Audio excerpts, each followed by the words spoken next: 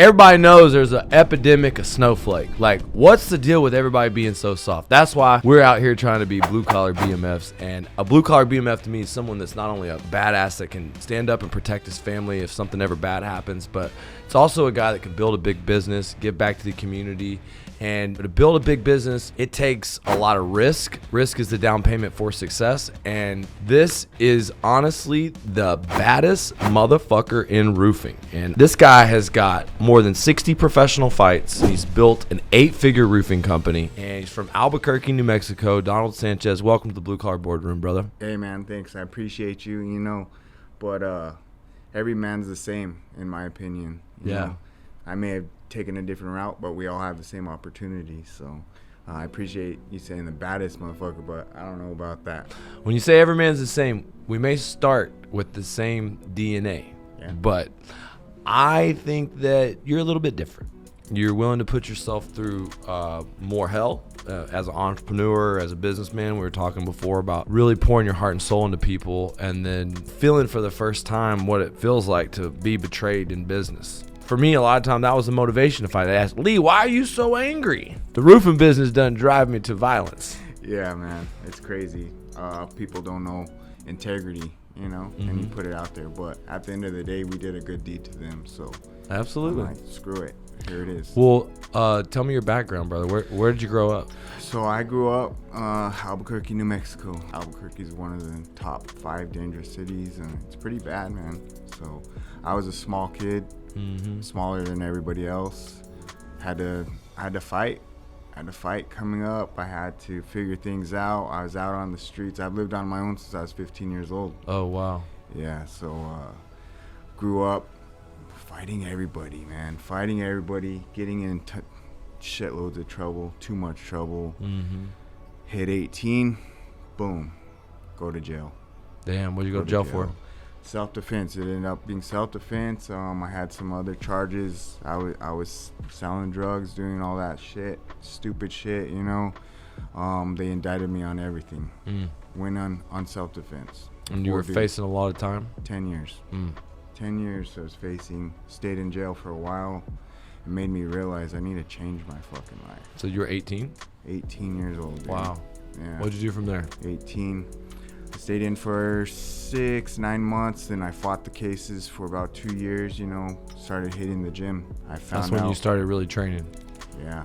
So you already knew you could fight. I knew I could fight. And everybody in Albuquerque thinks they're a badass, thinks they're a fucking fighter. I went in there. I wrestled in high school and stuff like that. I played football, so I knew what it was for sports and stuff. But I got on the mats and it taught me something different. It taught me a lot of discipline. Let's talk about your first jiu-jitsu class, because at our event coming up, we're going to encourage a lot of people to watch this YouTube to try jiu-jitsu for the first time. Yeah. What was your first class like? Jiu-jitsu. I always did no gi.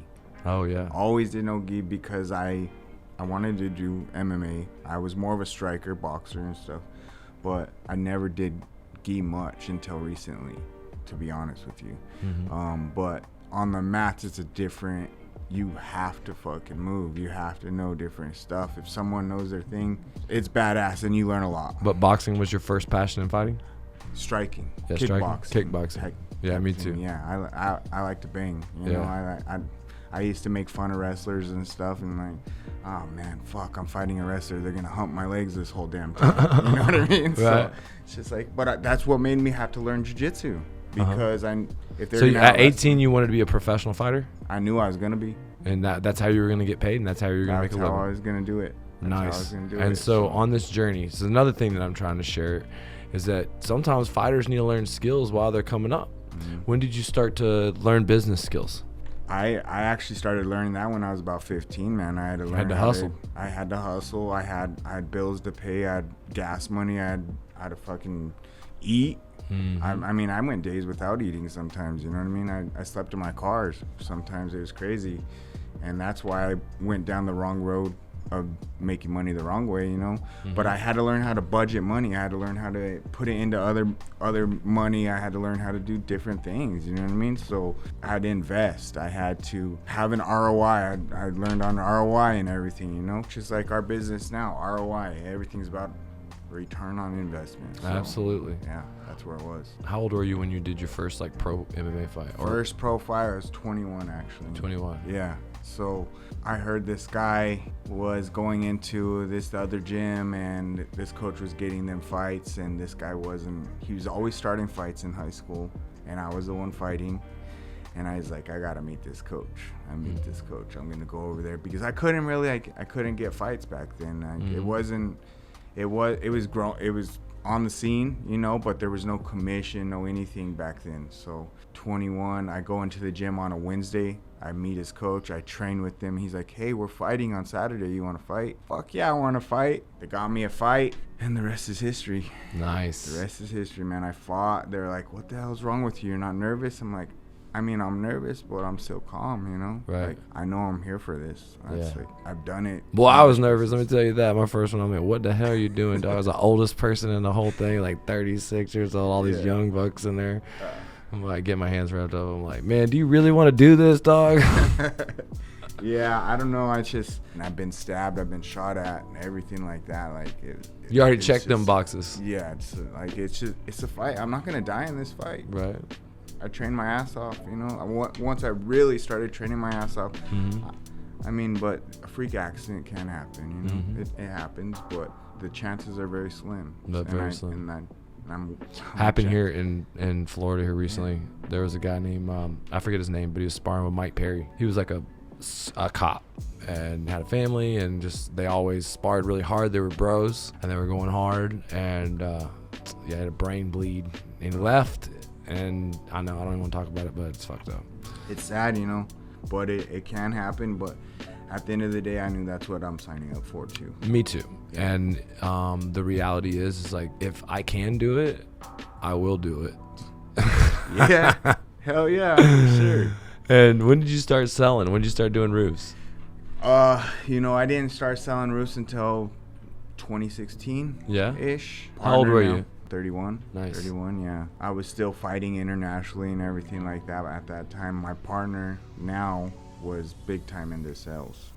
And I had a lot of connections, so I was just kind of like opening the door. Here's this person, yeah. Nice. My family was always involved with construction. I want you to talk to Cosmo about that, because he has like huge following, and he's throwing me deals, and he's getting some commissions, but he could turn it up.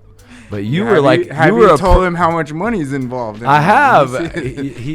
Yes. Yes. Yeah. So I didn't know how much money was involved at the time, and I didn't really care. I was fighting internationally and traveling the world, you know, having fun, training wherever I wanted. And then I got a whiff of how much money was involved, and I'm a numbers guy. So you're here fighting, and your whole life's about fighting, and now this new thing comes along where maybe you can make more money doing this than fighting. Yeah. Does it kind of mess up your whole, like, who you are? Like, how do you change, like, instantly? Like, because a lot of times people are going in one direction. They can't make that pivot. Yeah. No, I never did. I've never been money driven. Obviously, most fighters know there's not a lot of money in fighting until you make it. And there's still not a lot unless you're John Jones or something like that, you know? But I can't always just keep living off investments and everything like that. I was good with my money, but I saw return on investment on everything, because I know cost of material, I know labor, I knew everything like that, so I could put the numbers in my head instantly. And I'm like, you have a $250,000 job right now. Like, that was a lot for me at the time, and it's a 10-phase deal, and like, I handed this over, like, I need to learn, you know? So I went and learned the whole sales side. He showed you that check, Wolf of Wall Street. You said, come on, man. Yeah, exactly, man. So, and the rest is history. You know, my family's involved with construction. I have family in Alabama with a big roofing company. I have family in Phoenix. You know, my dad's an electrician. They're all in. But you knew that you're fighting for a platform and a brand. The whole time you had this in the back of your head that your brand could lead to business. Absolutely. 100%. And your personal brand. 100%. And so, when did you start taking it a little bit more serious than just selling? So I'm a pretty loyal guy. We were with this dude, and he had the right mindset, right structure, and everything. He was just greedy. I hate that. Yeah, super greedy, taking everybody's money. Not paying the guys. I'm like, you guys can't you put this in your fucking head? You guys are getting 30% of your 50%. like, or whatever it was at the time. I don't remember, but they were getting a fraction of what they're supposed to. And they had no idea. Like, I'm putting these numbers together in my head. I'm like, dude, you still owe me 70% more of what my 50% was, or whatever. I don't remember what it was. I think I was making 40% or something like that. But I'm not a hater. I'm not anything like that. Damien's my good friend. We've known each other for 20 plus years. I'm like, and he was their top sales guy at the time. He was multi-million-dollar producer, everything like that. I'm like, bro, here it is. I wrote it out black and white for him, you know, good for dummies right here. Here's the numbers, you know what I mean? And like, he's like, you're fucking right. And I was like, well, we have access. We've been in this industry. We can get licenses. We can do everything. And the rest is history. So what's the name of the company? We are Invigorate Roofing. Nice. Yeah. How many people you got working with you? We got at least 50 people. Damn, that's a community, man. You're making an impact. Yeah. So Albuquerque's got wind, hail, retail. How do you get your business? Mostly retail. People trust us. So it's all sort of like off this big brand, this long-term, you know, and how long ago it was? Let's say 2017? Yeah. So it's just 300, 500 roofs a year, stacking up after another. Y'all do a lot of door knocking? Oh, man. That's a whole different story, you know? And the guys say they do a lot of door knocking, but I'm a numbers guy. I know what's going on. Yeah. And I know with the name that we have and the calls that are coming in and the ones closed and the ones not closed, I know there's not as much as there should be. That's what happens when a company does the right things in marketing and Google and SEO. And you must have done some good things there. There must not be very much competition out there in Albuquerque. There is competition, but we top most of our competition with your reviews, your quality, your service. Yes. What happens like whenever you go on a retail bid? I hear this all the time, and you're $5,000 more, and they've gotten 2 or 3 quotes, but you're the most expensive guy. How do you set yourself apart there? We're certified with the manufacturers. We're going to stand behind this. Our manufacturer is going to stand even if I close. The manufacturer is going to pick that up. And I'm not changing my price because that's my price. And I stand my ground on that. And so do our sales guys. We never drop our price no matter what. Don't people just ask to see? They ask to see all the time. You know what? This happened a couple weeks ago. A guy goes, yeah, this other contractor offered your same warranty and he's going to drop it by $3,000 less than what he already was. So that showed me that you guys were already $2,000 more, whatever it is. He's going to give me a $5,000 discount, same warranty, which I looked him up. He's not even on the website for the manufacturer or anything like that. Where's his bottom line? Like, he lied to me from the very beginning. You guys, I trust you guys. That's integrity. We told him we're not dropping the price. That's it. It's funny because you're on Instagram. Most of the guys don't have Instagram. You a lot of content's not just about roofing on your Instagram. A lot of stuff just about what you like. Talk about growing your personal brand and using social media and how it's helped you have this brand, and then like what you look to do in the future. Social media, it's free. It's free. It's fucking free, bro. You can reach out to so many different people on there. You show your lifestyle. You show who you are. You could do whatever you want on there. You know, even though, like we were saying, you know, that it's soft now, which sucks, but we got to stay strong as men. And us trying to put this out there, that we're not going to post soft stuff up, you know? I'm not. Like, I got some hate mail and stuff. I posted some stuff that maybe I shouldn't have, you know, whatever. What was it about? Come on. It was about transgenders type of stuff. But I got some hate on that one too. But look at these companies. It's like they're purposely crashing their value for something. I mean, seriously, Target loses $9 billion because they're putting Tuck It shirts. Or come on, man. Come on, man. Come on, Tuck It. Don't be. Not happening. That's like ridiculous, dude. I mean, I'm just saying. At the front of the store, like, what are you trying to do there? A lot of the people that are in the blue collar entrepreneurs, contractors, people in this space, they're sick of it. Look, I have a lot of people in my life that are great people, great friends, gays, lesbians, even people that are transgender. Look, that's good. Whatever you do is fine. The whole part about you can't watch a Disney movie or a Netflix show or a damn anything without a damn rainbow and a chick with a dick shoved down the tube. Like, oh man, not really. It's getting wild, right? Yeah, it's just like, I don't want to promote that to my kids either. Right. You know, it's not like my kids are not gonna go to school and they're gonna tell them that this is how things are done. Yeah, they got kids that are like, not of age that are going through like body torture. Yeah. And the parents are signing off on it. Whose fault is that? Exactly. It's the parents' fucking fault. Of course it is. What the hell are you doing? I mean, when they get 18 and they want to do all that shit, fine. But what? Yeah. Come on, man. Yeah. And we are who we portray ourselves to, and we got to show them that we're still strong too. Do you think that the government people, the people that control the United States, the world, do you think they want soft people? Absolutely. Why? They want control. You think that's what it's all about? They want fucking control of everybody. They want everything. They want to scare you into this. They want to do this. That's why media is crazy, bro. They say we're these, what do they call them? Conspiracy theorists and stuff like that. But now all the conspiracy theorists. Who's conspiracy now? I mean, come on, man. By now, everybody knows that it seems like that COVID was made in the lab, released on us on purpose, just so that these people could profit from the deal, just so that they could depopulate the earth and make tons of money so that we can, print more money, crash the economy. What do you think about this? Like, where we're going, are we in a recession? How does it affect your business? Your retail, I mean, is roofing recession proof? I believe so. I believe so as too. Long as these fucking insurance companies keep doing what they're supposed to do. Right? Yeah, so. Insurance is a key part of it though, right? Absolutely. Because if you're just dependent on cash, it's tough. You do financing too, right? Yeah, we do financing as well. So, but everybody needs a roof over their head. They do? I mean, I guess not everybody needs tires on their car because not everybody has tires, but that's pretty fucking essential, just like a roof over your head. No, it is. It's absolutely. What they're doing, I think it's a whole control factor, a monopolize of things is what they're trying to do. Well, I figure a lot of this problem with the other side is that the cops are out there killing people. And listen, police officers, they're necessary, the great service. But growing up, I did not feel that way about police officers. I'll agree. I'm the same way. I didn't really like them very much. Yeah. And because where I'm from in Granbury, Texas, they just wanted to bust kids drinking. They wanted to take us to jail for smoking dope. They wanted to, put us on probation.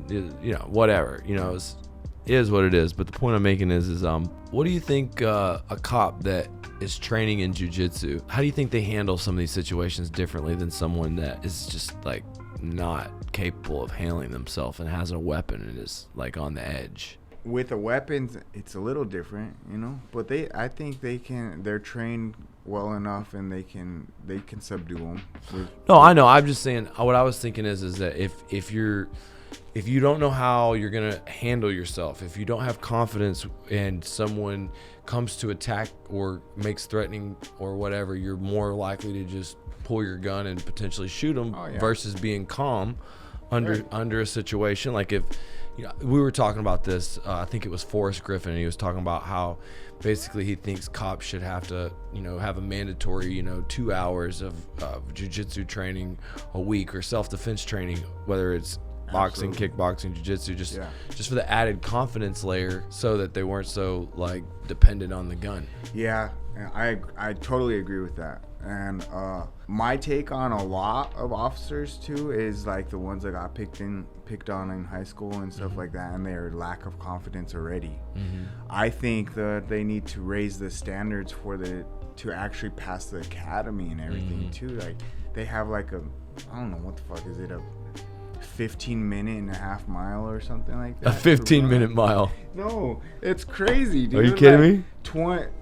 There was this guy for the sheriff's department. We were at a dinner the other night, and he's telling us about it because he trains jiu-jitsu with us and everything. He's like, dude, we pass with flying colors. It's stupid. Like, you could do 20 push-ups in a minute or something like that. How many donuts can you eat in the 2 minutes?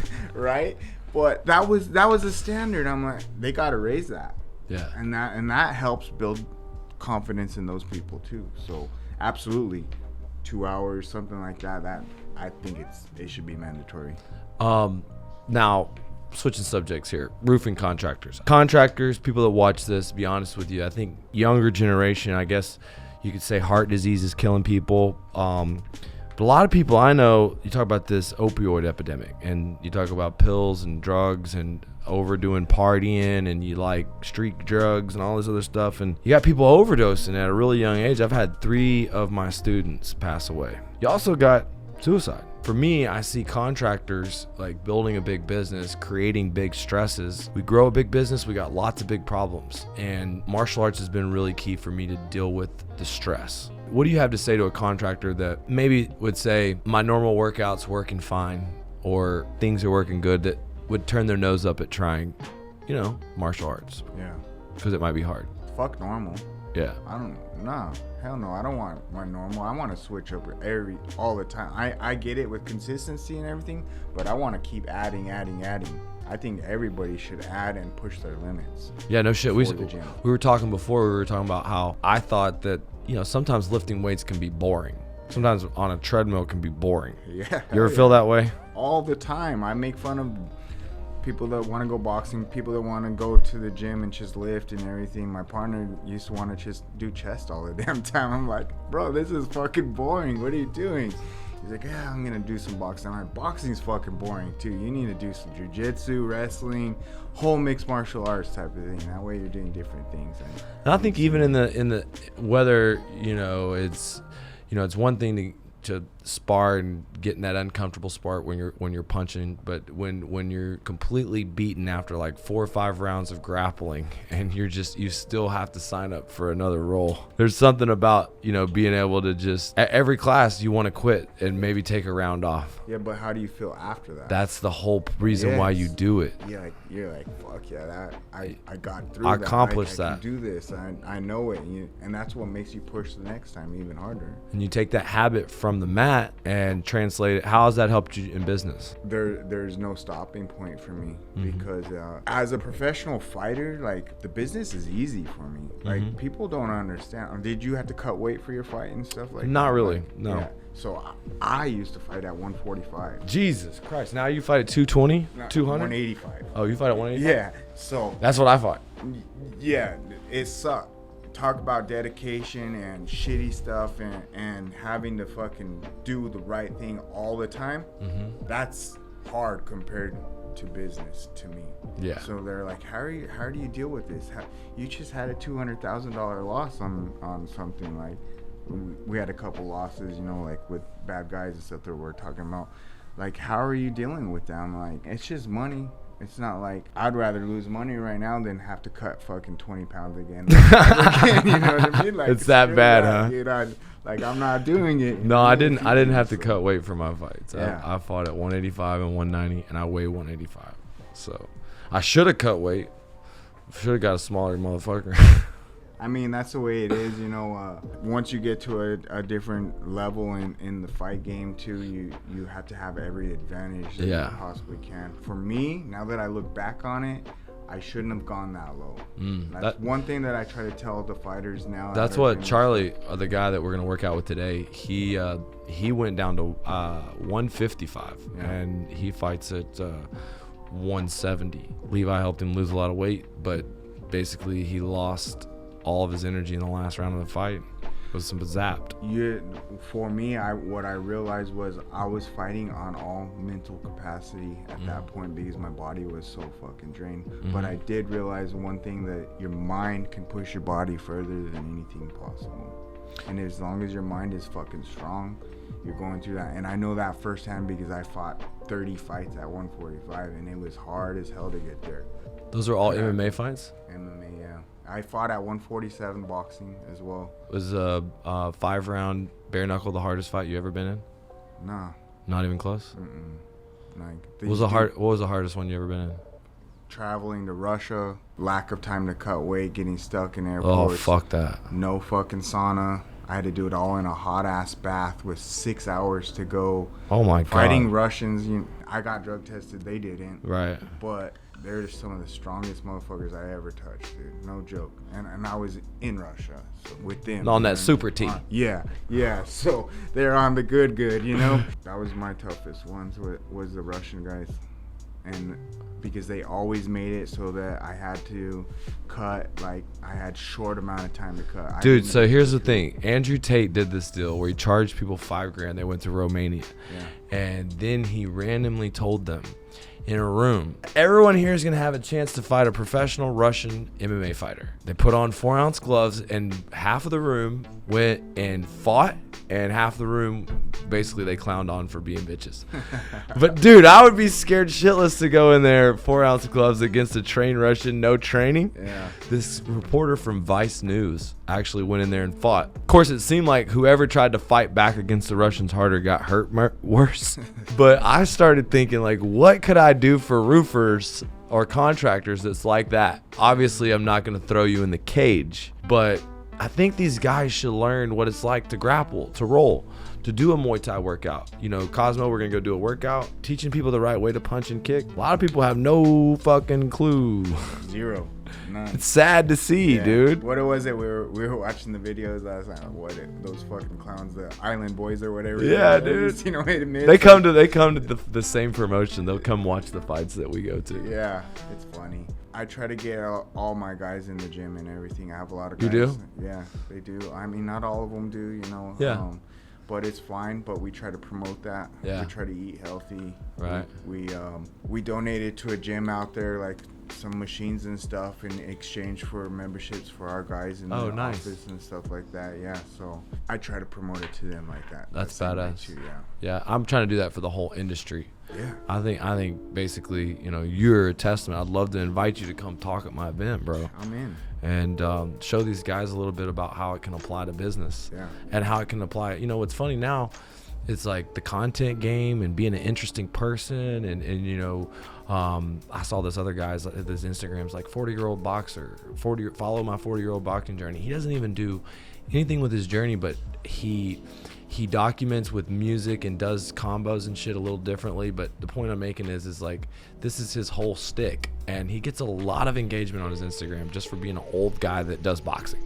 And I'm like, well, damn, I'm not even doing that like I could. Yeah. But anyways, my point is it's not only been good for me, like, helped me become the happiest person that I've ever been before, but it's been really good for like people bringing in new eyeballs and people being interested.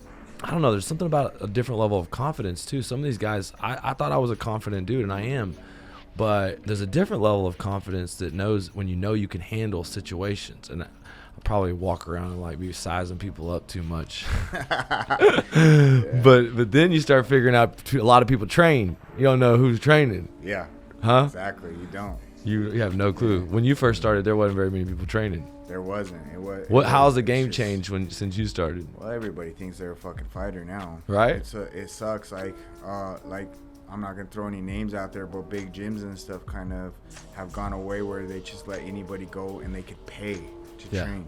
So we're getting shitty training at the end of the day because these guys are just paying to be in the gym and be around us, and they don't want to spar. They want, we'll go light, and then they're going balls to the wall, and you crack them, and then like you get what you give, you know. Yeah. Like we were talking about that earlier sometimes, and then they're just not helping us. Yeah. They're paying the fee to go hang out basically and say they were a part of it, say they were a fighter.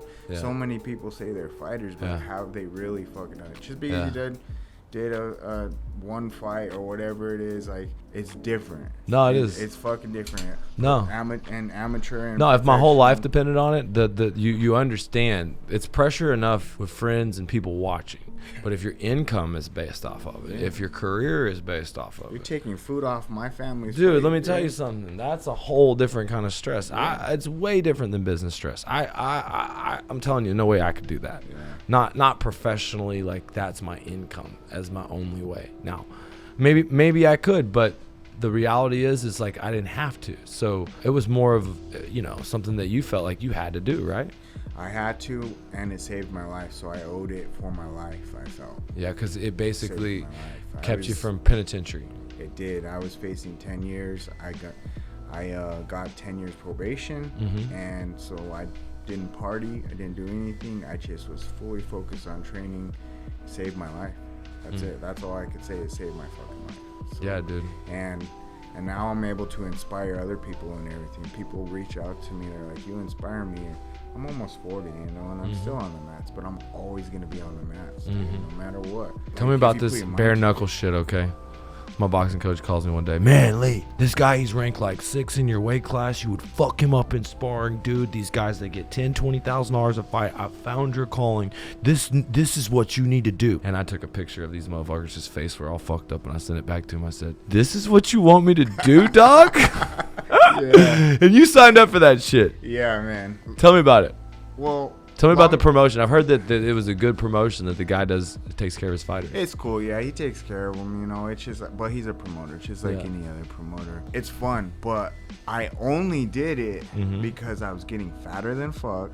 I was only bodylifting. I was up to like 220, and I'd never been that big in my life. So I was like, I gotta do something different to spark your some weight. Yeah, it was the first time bare knuckle was coming. I'm a huge ticket seller over there, so they're like, we want you. I'm like, all right, fuck it, let's do it. And it was in New Mexico? New Mexico, yeah. Oh. So that's why, yeah. 5 rounds, first time ever fighting at 185. Like, all my other fights were 45, 55.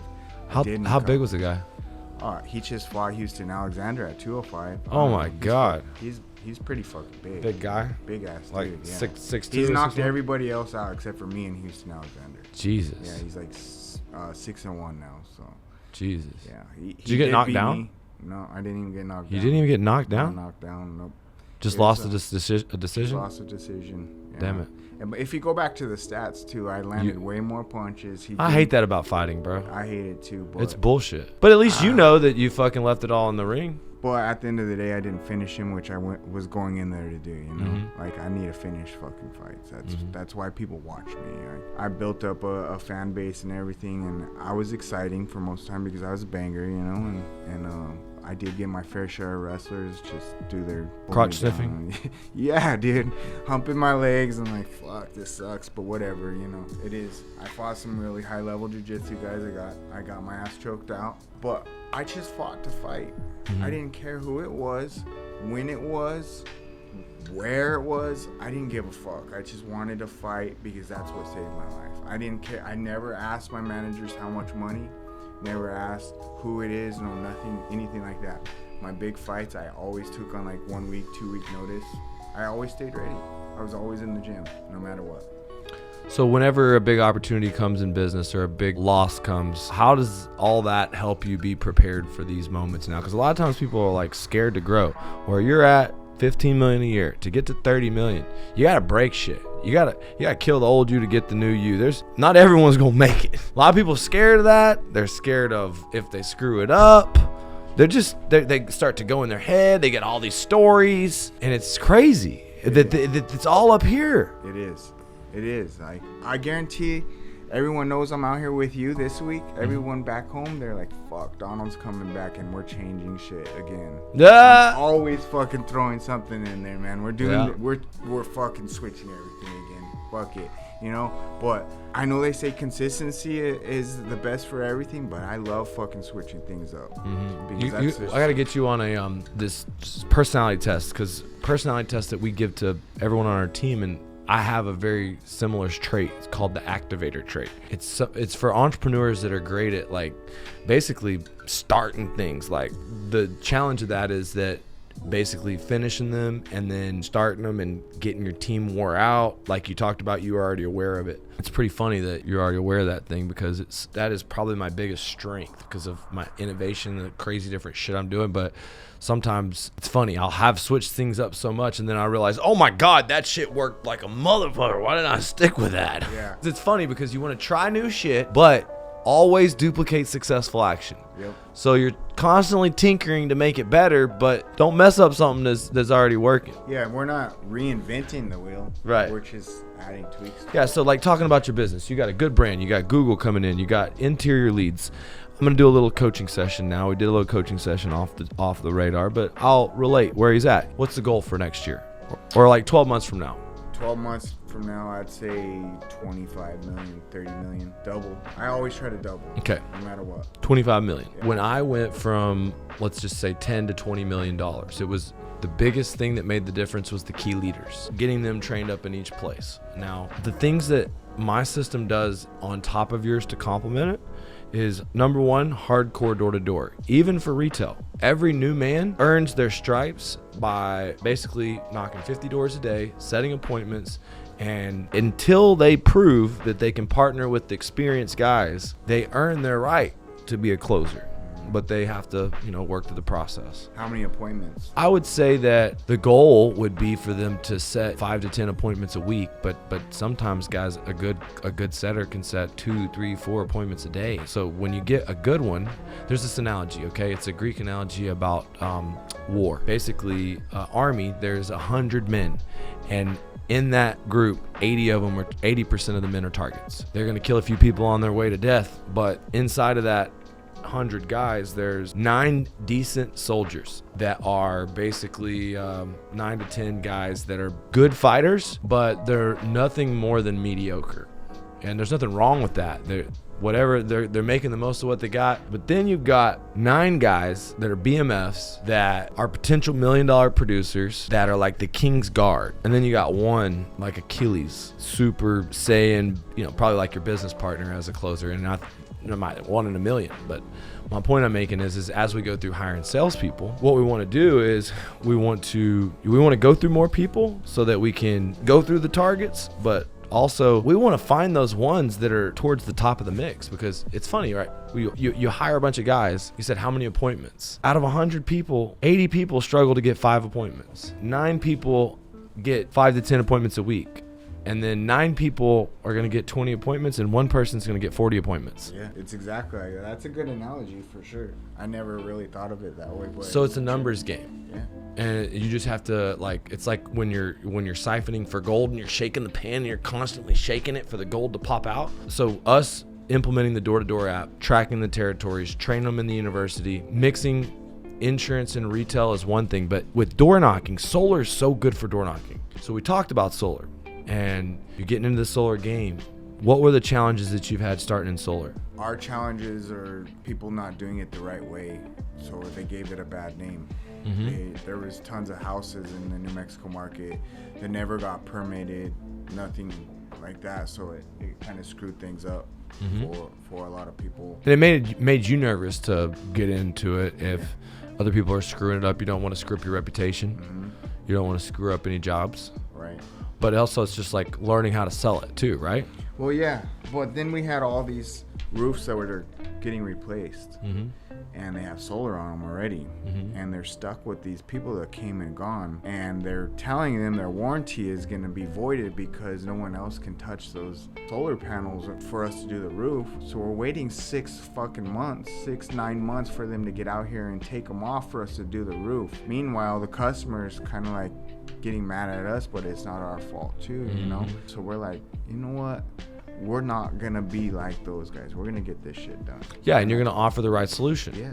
And with prices going up, like you were talking about, there's a lot of people in New Mexico that could benefit from a fixed electrical payment, power payment that is less than and fixed and not going up, and something that they own that one day they will have completely paid off. The idea is that when you're door knocking, if you can collect power bills, it gives you one more thing to send off your door knockers to do. If they're good enough to go out there and knock 50 doors a day and get power bills, they're good enough to teach the whole roofing business, because they've shown that it's pretty easy to do. Yeah. And if there's not hail damage everywhere in Albuquerque, everyone should get checked for solar. Dude, you should get checked. Okay. Like, you get more sun than anywhere in New Mexico, and you could turn it into money in your pocket.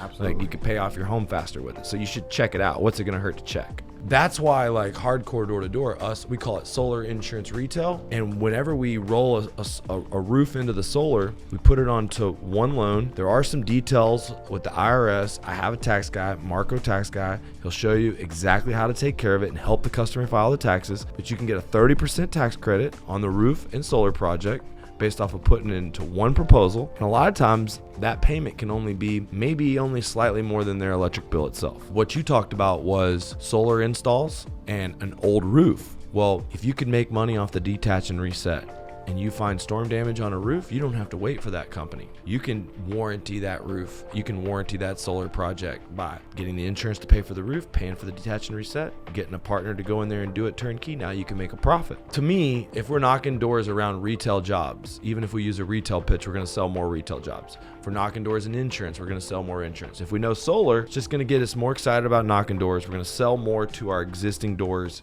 How many roofs have you done in the last 5 years? Thousands. Oh, perfect. Thousands, yeah. So then those leads, remember the app? In our database. We put it in the app. Yeah. We put the leads and they become like specific people to go door knock. And we can call them, but if your sales guys are out in the neighborhood knocking doors, just fucking go knock on the door. Hey, we did your roof 2 years ago. Well, I'm here right now to do a free energy evaluation. We're doing another one up the street for your neighbor, and you look like you have a good house for solar. Has anyone done an evaluation to show you how much we can save? Okay, great. Give me a copy of the power bill. All we have to do, we sell 100 solar projects, we add at least 4 million. We sell 200 solar projects, we add 8 million.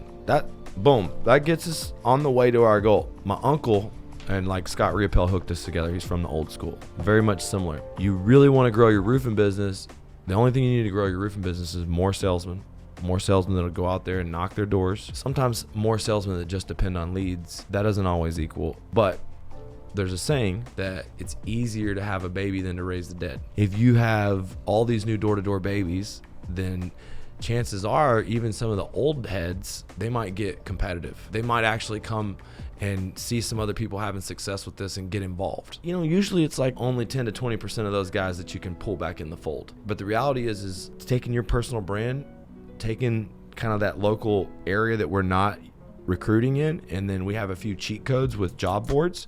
The main thing I want to do is I want to help you get people to a Zoom call. And then you tell your story, dude. It's so inspirational. You've done so much stuff. It's so cool. You can put all these things together so that people are blown away. They come out excited. You've kind of gone through a lot of the people that aren't serious. They come in, and I think I could probably help you get hundreds of people to walk into your office. Now, out of them people, 50 to 80% of them are targets. Yeah, right. Yeah. So I don't know how many of them are going to stick, but hopefully 20, 30, 15. Yeah. And every year that someone that really applies our shit, they get like 20, 30, 40 new reps. They don't all produce millions, but that's the secret. The next thing that we do is the video ads in the Facebook. So you already are on the content. You got a great video guy. Now people aren't on social media to just listen to a person say, hey, Donald's the best roofer. But hey, don't get ripped off on your roof. There's tons of people, they're getting dropped by their insurance, or, I mean, how do people get ripped off in Albuquerque? They just have people that don't even know how to collect depreciation. They also have people that don't know the insurance claim process, do wind damage repairs. They don't know how to do the whole process. They don't know how to supplement. They don't know how to do it. My favorite one for your market would probably be hidden damage. So I'd say there's an epidemic of hidden damage in Albuquerque, New Mexico. Don't let a small mistake on your roof cost you $20,000 out of pocket. Yeah. My name's Donald. I'm in the area. I'll do a free inspection. If you have damage, it's from the wind. We had a storm. We're going to do a hail and wind history report, and we'll get the roof covered, which brings me to a really cool thing. Doing a report, finding a storm date is something that a lot of people find that they have to do to file a claim. In Albuquerque, does it hail every year? No. Never. But you have hail damage, right? There is some. And you still work the storms. We still work the storms. What I was saying is that we'll get you a shitload of leads, and you can sell them retail. You can sell them insurance. They're just going to lead to more sales. Let's say you find hail damage on that home, and you know it might have came from an earlier storm. How do you file a claim? We file a claim, but we don't give a storm a date. Okay. We discovered that hail today. Mm-hmm. We might know when it was, but it's the adjuster's job to put a date on that hail, not our job. Not the homeowner's job. It's the adjuster's job to do the right pictures, take the measurements, and match the date. What that's led to is more roof approvals, right? Yeah. And them not giving you such a hard time about the data loss. We had trouble, we would name a date or something. There's tons of apps that'll give us storm dates and everything. If you get the wrong date and they'll you fuck get a you. shitty adjuster, they just fuck you, denied. There was not a storm here. Not even a storm within 10 miles or whatever they say. They come up with whatever. So now we came up with this. We discovered today. Today is the date of discovery. It is your job to put a date on that. That's fucking genius. I've never heard that in all of roofing. I don't know why I haven't ever heard it, but it's genius. And if you're working in an area where your like storm date has happened in the past and you're working kind of like in between storms, don't tell them a storm date. Just tell them I discovered it today. Yeah, absolutely, 100%. I don't know when that fucking storm hit.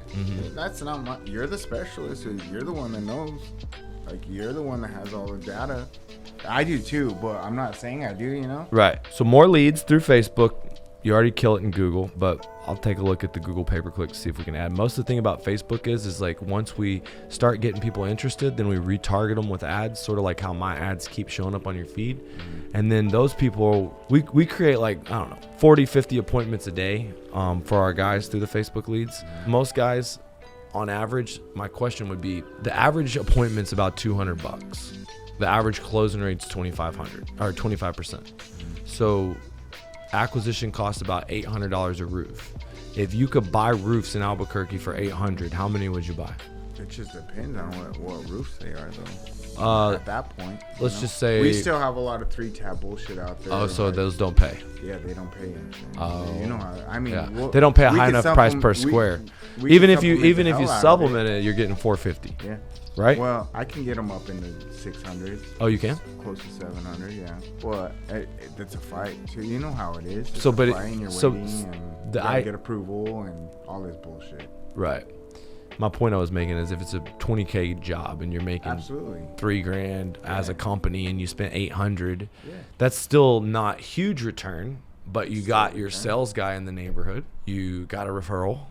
Your brand grew.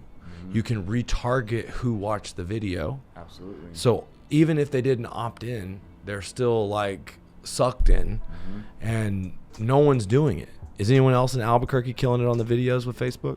You see ads pop up on your deal? There's a few out there. There's a few. And they suck too. Okay, we'll kick their ass. Yeah. I'm gonna beat the shit out of them. Hook story offer. They suck. Yeah. Main thing is you just got to hook their attention, tell a story, make an offer. We got 3 different videos: hidden damage, build, testimonial video. With this method, we call spray and pray. Let's say you shoot 5 different videos, and then we'll throw it all into Facebook. We'll write 5 different ad copies, and we'll put 5 different audiences. And then AI is just going to fucking jumble them and test them all in 100,000 different variations and spit out whichever one's the most profitable. Right. And that's called a dynamic conversion ad. I did one with 12 videos, 12 pieces of copy, 12 different audiences, and I generated about 1,000 leads last month at like $50 fucking a lead. I was like, whoa, we got a new method here, spray and pray. This one's off the chain, but we do it for you. See, and the thing is I've been running ads for roofing companies now for 5 years, and I've spent 100 million easy for me and for other people. Not all my money. You know, it's not all my money, but I get to learn from spending their money. I get to teach you. And the main thing I can teach you is like, you don't have to worry about a lot of complicated technology or targeting. So once I teach you how to do the videos, and you don't have to do the videos, you can have your whole team do the videos. My team does videos, there's scripts. You just teach them the concepts and they can do it. But my best guys are the guys that take the videos and sell retail. Let's say you've got 10 roofs you paid $800 for. It's 8 G's, right? You got 10 insurance roofs. Each one requires a supplement. Each one requires a depreciation. If you're advertising and you spent $8,000, which one do you want? The one that's fully paid already. Yeah, motherfucker. You want the retail deal. I mean, but the supplement ones can be profitable. Yeah, it's it just depends on where you're at. Depends on your cash flow. That's exactly right. That depends on your cash flow. So you know, we got net 90s and all this bullshit with property managements and stuff like apartment complexes. Those suck after a while. They do suck. Cash flow is a real thing in this business. It's the most important thing. Especially how fast you're going. It's the most important. I can only imagine you with cash flow, because how many do you do? 30 a day? 20 a day. 20 a day. Yeah. It's fucked up. Yeah, that can cash flow. Yeah, it has. I've had to tell them, go collect money, motherfuckers. I get it, dude. We're telling the guys all the time, go collect. Yeah, we have a whole collections department. We're going to go over to a roofing office. This is sort of like the tree house where the consulting goes down, dude. But I really think that if you add solar, if we add Facebook, if we put the recruiting, if we get the door-to-door and the commercial, how we pull the data and whether you're doing dinners or you're doing direct mails, warranty, pre-property inspections, or you're checking for storm damage to see if they can get approved. This is just going to get us in front of them, and it's just going to keep basically your name at the top of the list. And commercial takes time, but it's something that, dude, it's so rewarding. Like, I literally just got $7 million in roof-only jobs. That one of them I was working for like 3.5 years, man, and just went outside and found out that I got the signed contract and down payment on it. It's $3.8 million, and it's over 2,000 a square. That's fucking sweet. It's tiled, and we're going back with stone-coated steel. But got a bunch of big shit, and that big shit, man, what happens is you put like 10 big deals in a pipeline. Sometimes, dude, those deals stay in the pipeline for a long time, and only 2 pop out in the first year. Yeah. You're like, fuck, I got 10 deals and 2 only went through. Yeah. But then you check on that pipeline. You kept adding to it for the next 2 years. Next 2 years, maybe 2 or 3 more go through, but you have 5 that fall off. If that happens, then you closed at a 50% rate on your commercial leads, but it's the sales cycle of commercial. Right. It's sort of a bitch. So speaking of that, like pipeline, and you had this on your meeting today, you had someone that was overloaded in the front end, which I love because I love to figure that shit out. What are you doing personally if 7 of those 10 hit you, and they're big properties? Like this year, we had 5 of them hit us at the same time. That are 90-day net incomes? They're 90s, and they're big projects. Okay. Too, but, all right, perfect. But I'm saying getting the job done, like your guy was complaining about, like, he doesn't know if he can get the job done in time or whatever. I don't remember what he was saying. He's worried about infrastructure and too many jobs and too many promises. And big commercial jobs are easier because they're all managed from one location, and you can always find the labor. If you just throw more money at the problem, then you can fix it faster. True. But I mean, I guess opening up a commercial line of credit specific for the job so that it doesn't affect your credit line is the first step. Number 2 is doing project for property. 0 money down? Not 0 money down. 30%, okay. 20% sometimes. Yeah. It depends on which customer it is, but we have 20 and 30%. Yeah. I mean, so if it's just 20%, then I'm going to set it up to where, to me, I think that's the most important part of the roofing deal. If you're going to do a cheap job, don't do it where they have control of the money and that they're in front of the money. Like I have one coming up, it's $2 million, and the deposit was $500,000. I was like, you can give me the other half of that, $1 million, when the materials arrive with the permit. The other $500,000 when we dry it in. It's like 10 buildings, commercial project. And then the last $500,000 when we roof. That way I would have been sort of ahead of the money a little bit. You were good, yeah. And he was like, no. I'll give you the first 2 checks. He tried to go back to my commercial guy. I'll give you $1 million and I'll pay you the rest when you're finished. And I'm like, nah, bro.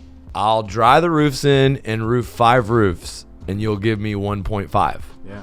He said, okay. I had to go back and forth with him to stay in front of the money to some extent. Yeah. But with property managers, you bid 4 times. This roofer will do it for this, so why won't you? Either way, what do? You diversify your cash flow. So if you've got slow moving cash flow and that's the terms and you have to take the terms and that's what they are, well, that's where you need retail with volume. You need new insurance with first checks. It's like MMA. You can't be a one-trick pony. Yeah, for sure.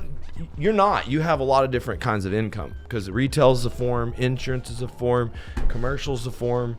But basically, I would just say the way a roofer gets above cash flow problems is you stay in front of the money, you stay disciplined, but you run a diversified book of business of cash, retail. And here in Florida, bro, here's the thing. Half the insurance companies moved to 90 to 120. So we had to start doing this deal where it's like, dude, depreciation, you handle that with your insurance company. We have a program. You got 2 options. You can pay us in cash when we're done, or we can offer in-house financing for that money, and it's actually no cost to you.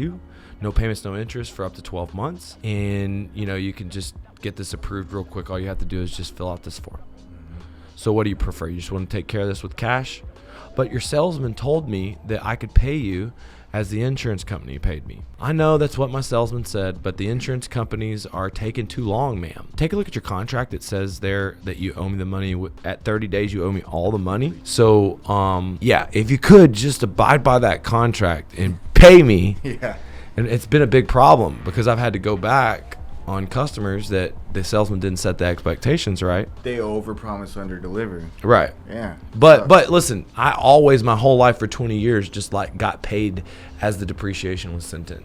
Yeah. Do you see what I'm saying? Yeah.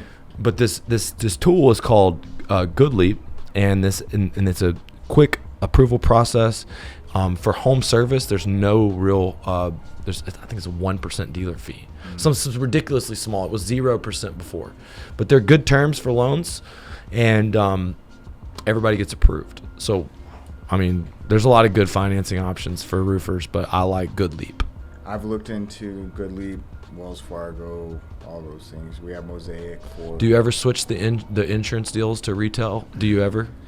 We haven't, but we're gonna start doing that, because that might be a way that you would speed up cash flow to make up for the other ones. Absolutely. So it's not the answer that is in the commercial sector you're looking for, but it's just another way to speed up cash flow. Absolutely.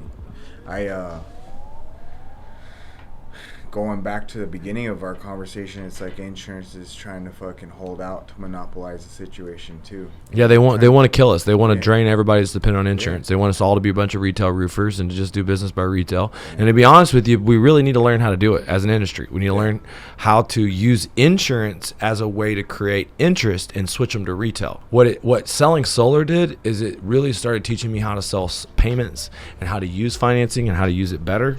And basically, I don't know, man. I mean, like, I love the fact that when I'm finished with Good Leap, the customer can be pissed at me and I'm getting all my fucking money. I'm getting 100% of the money. Yeah. And so, like, that to me, like, I have these things as property managers. There's these things called contract administration deals. And you can set this up with property managers so that they have contracts with their commercial clients that if there's big roofs, big jobs to manage, or big claims, that there's a management or administration fee that basically the commercial property management company could waive if you're willing to pay it. So they set up the fee for the customers to pay it, and then they waive the fee because you pay it. Meaning it's a legal what? Yeah. Kickback. Yeah, that's crazy. Yeah, I'll show you how it works. I'll give you a copy of the contract. Okay. It's legal as fuck. Wow. But you create a group of property managers to come meet you, Yeah. so you can teach them how they could go get these contracts with their people, and then they go out. You're basically recruiting a sales team. Right. For them to go out there and bring you back jobs. Yeah. For like 5%. So is that like their construction managers and everything with the property management companies? Or yeah, this is a contract management fee, a construction administration cost, and as long as it's in the contract with the person that's the property owner and the property manager, the property manager says, look, this fee, oh, you're worried about this fee? Don't worry about this fee. We have a vendor network.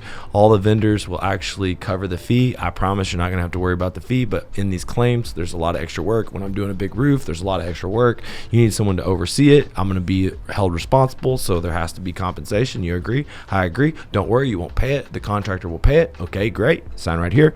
Boom. Now you're teaching property managers how to be more profitable property managers, and they'll send you more shit. That'll work without insurance. Yeah. That'll work if they just have a leaky roof. They'll send it to you, and you can, Now what I like about that is the property management person's usually the one writing a check. So the person that's getting a percentage of the check that's writing the check, that makes it easier to get the fucking check, dog. It's fucking sweet. But anyways, we have to put you on that too. Yeah, hell yeah. But dude, man, how can these guys connect with you, man? It's been an epic podcast. Yeah, so I'm mostly on Instagram, official Donald Sanchez. You could look us up in New Mexico. Call the office 505-916-5990. Nice. What's the website for your company? We're at invroofing.com. All right, nice. Yeah, so, but everything else, I'm official Donald Sanchez. Hit him up on Instagram, guys. That's where we connected. Scott Riopel, thanks a lot for hooking us up. Interstate Roofing. Yep, thanks, Scott. Big dog, dude. He's an awesome guy. Yeah, he's badass. I love him. I know, man. He's an awesome guy. Yeah. Appreciate you, Scott. Thanks a lot, man. Well, guys, hey, you got to connect with this guy. If anybody's out in New Mexico, this would be the company I'd be working with. I'll be training with him. We're fixing to go to the gym. I'm fixing to get my ass kicked, whether I get tapped out or we do a little sparring. We're going to have a little fun. It's been a little while. I'm excited about it. But, man, glad to have you, dude, and we're going to have some fun. We're also maybe going to go on a gator hunt. So this is the thing with the gators. This is a farm where everybody brings the nuisance gators. So the gators that gets in people's backyards, and they're all fucking crazy and all this shit. So what we're going to do is we're going to catch them with a fishing pole. Like big motherfuckers. Yeah. Like, oh yeah. So we throw the treble hook into the pond. Yeah. And then they kind of know that you have to look for bubbles. And then basically once you get it in the meat, it's like you got to fight the death roll sideways. Get it to the shore, okay? And then the person's job is to, you can either hand off the rod or someone else can, but you have to grab the gator by the tail and pull it out of the water with the damn hook attached to it before you shoot it. So like you have to get in the water. Like the gator's going like this. I know, dude. I know, dog. I can't wait. I know. That's what I look for, stuff like that. So then what you do is you fucking grab it by the tail, you drag it back. They'll jump on it, and basically you can just take a picture with it, throw it back, or you can jump on it, shoot it in the head, and they'll make you boots, fucking belts. They'll make gator fillets. They'll turn it into a fucking mount. I'll take it to my office. I got a mount. We got a stone coated steel metal roof with a gator that was shot, all in the production office. But yeah, these guys are gator boys, and so we'll have a good time, man. I can't wait. All right. We might have to make a separate YouTube about hunting gators. Hunting gators. Here we go. We'll see what happens when we catch a gator by the tail. It's on.